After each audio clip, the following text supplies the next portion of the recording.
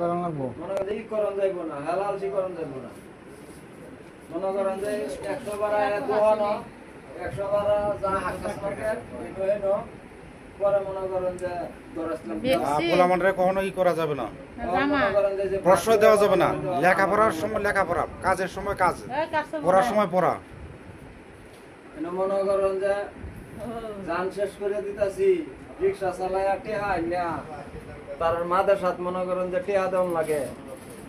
হ্যাঁ কয়টা ছেলে মেয়ে আপনার? ছেলে তো দুইটা, মাসে মনে করেন যে 5,000 টাকা দেওয়ান লাগে আমার মাদের সাথে। তারারে মনে করেন যে ময়নালান বুঝায় মনে করেন যে আমার কাম হইতেছে না, ঠিক আছে। তারারে মনে করেন যে এইটা করন লাগে সেইটা করন লাগে। হ্যাঁ ওখান মনে করেন যে সকালবেলা তারারে বাদ দেন লাগে। যা কষ্ট করতে থাকেন, দোয়া আল্লাহ করি।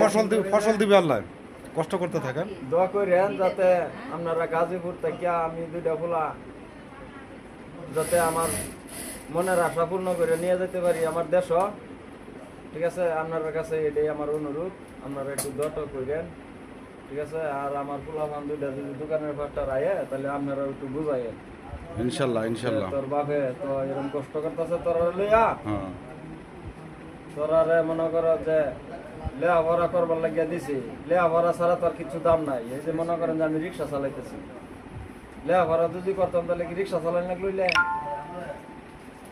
ঠিক, একদম ঠিক কথা বলেছেন। ভিডিও আসলে আপনার নাম্বার করে আছেন ভাই।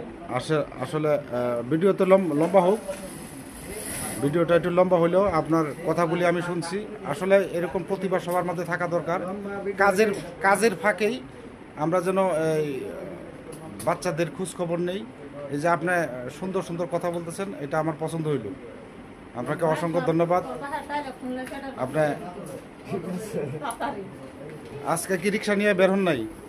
রিক্সা লইয়া বাইরে ওই যে ফুলার বাট্টি লইয়া যায় মাদ্রাসায় বাট্টি দেওয়া তুই আয়া পরে মনে করেন যে যাইব রিক্সা লইয়া। দর্শক, ভিডিওটা একটু লম্বা হলে আপনারা পাশে থাকবেন। আমি ওনার সাক্ষাৎকার নিচ্ছি, আপনারা কেমন হলো ভিডিওতে লাইক শেয়ার কমেন্ট করে পাশে থাকবেন ইনশাল্লাহ।